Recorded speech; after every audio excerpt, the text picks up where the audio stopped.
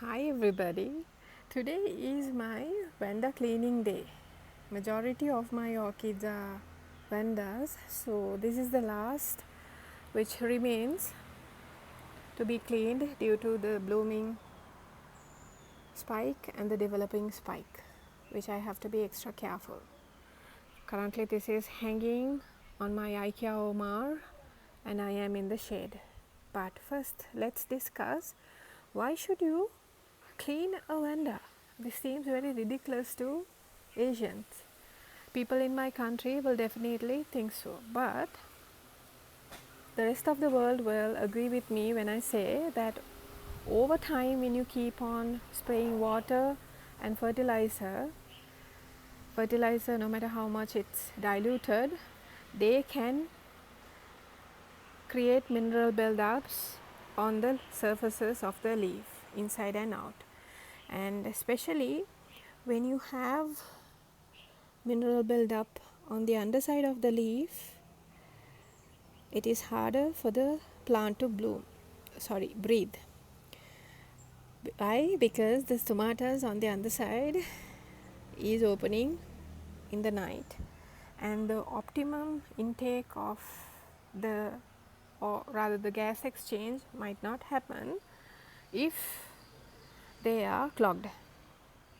At the same time, there is a lot of dust and debris that is blowing with the wind, right, that the orchid might discard also, that will be held in these nooks, which will over time turn into soil like substance, which will then end up yellowing the leaf, because these are epiphytes. They do not like to be wet and with soil. We do not pot them in soil. Furthermore, there might be tiny mites that are not visible to the eye, to the naked eye, that can hide in these crevices. Those are natural processes, right? Sometimes there might be spiders which we welcome, but because of the spider webs, other mites can come and take house in them when the spiders leave, right? Lastly, no, the one before last reason would be, there might be some sort of fungal damage that is about to happen. I'm not saying it happens, but in case if there is something that is trying to get a hold of your weak orchid, not so healthy like this, right, can be kept at bay with the process of washing the nooks and crevices wherever you can reach, and they can be safe until you get to a fungicide or a pesticide or whatever. The final reason would be, what if you purchase this from a sketchy vendor? Let's say you buy this from your local store that does not carry a lot of orchids, but this plant was blooming and the blooms were lovely. Or you purchase this from a neighbor or a nearby nursery which does not carry a lot of healthy plants, right? Bringing an orchid that might be infected with something else and introducing it to your collection would be very detrimental. They can carry the F word in the orchid world, or other fungal damages also, especially if you fail to identify them in advance. So my method for that, the whole process that I do, excluding the ones that are being imported from Thailand directly and then I purchase, like from CK Orchids, whatever that I buy locally which have been in the country for a few years and then I purchase it, I take all of them through this process. right? Because once I clean, I know everything else that I will give this vanda will be absorbed better, including the nutrients, pesticides, herbicides, fungicides, whatever, right? Those are the reasons for you to be very, very, you know, careful in following this process. Let's get to the video. First of all, you wet this, right? You wet this thoroughly, right? And you will need normal hand wash or hand soap and a 100% cotton piece of cloth, right? A small one, not a big one, because a smaller one can get to the nooks and crevices easily. I do not recommend toothbrushes, however the softer the bristles might be, nor do I recommend any leaf shines, lime, mayonnaise or any kind of spray, right?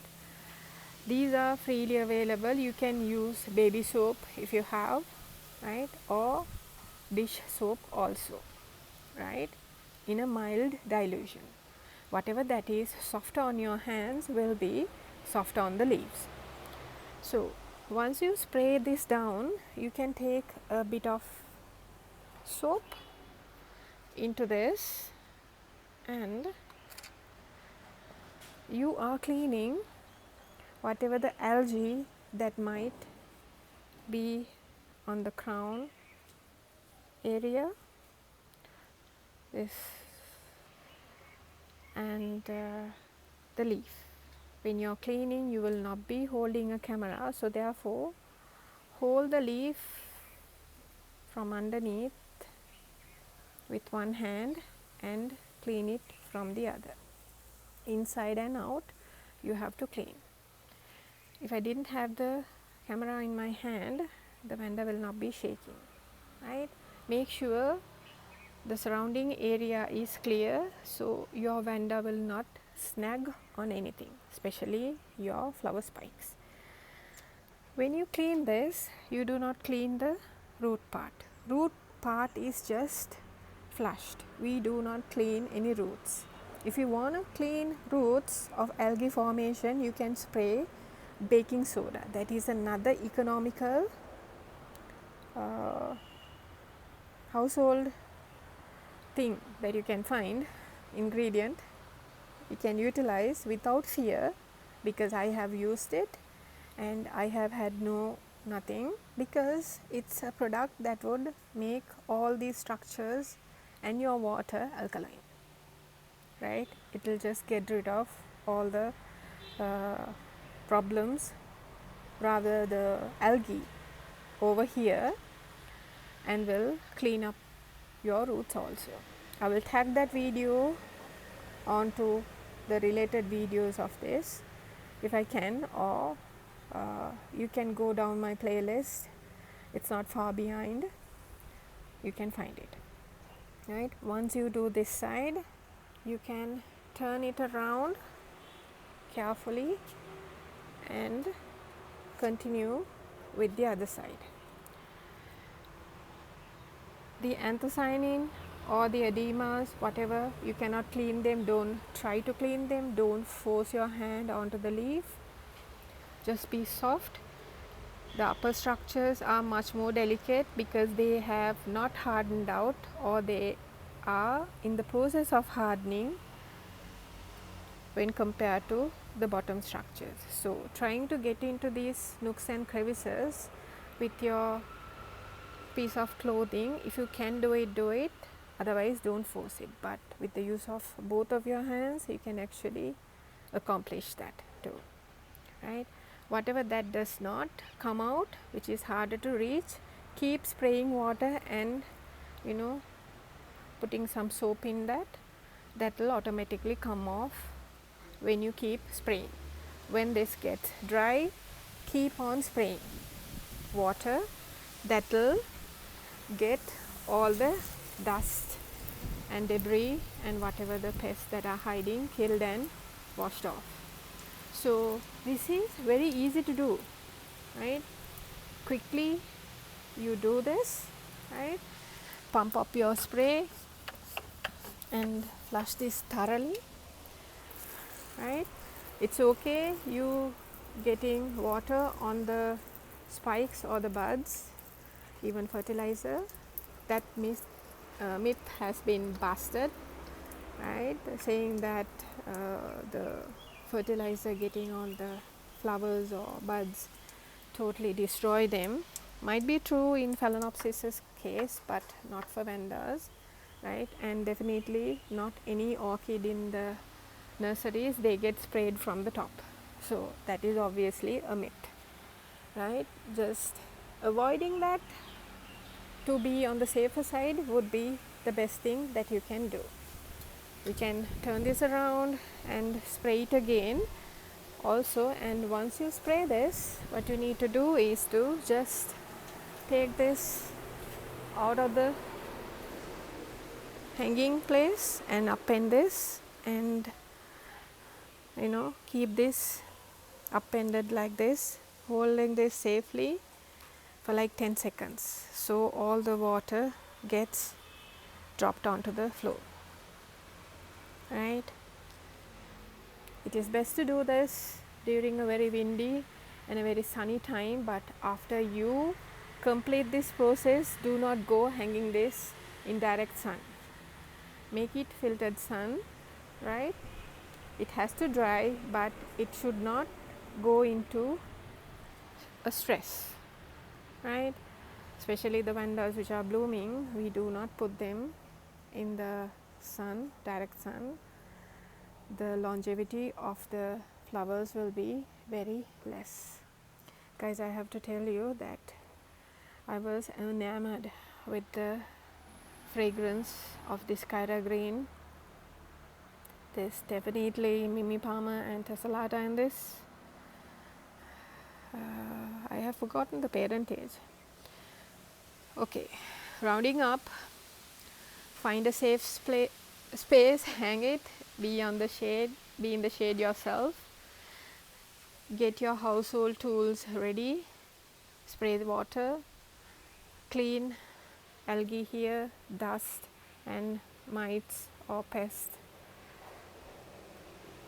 that might be inside the leaves.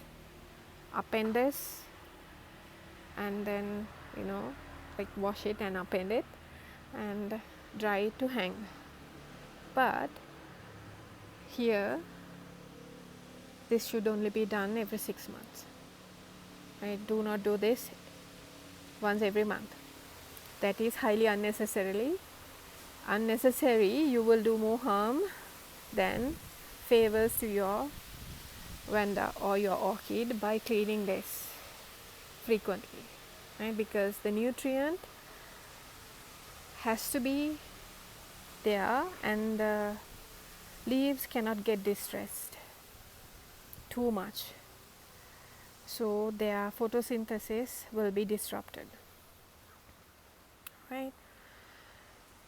When you do this, you will keep the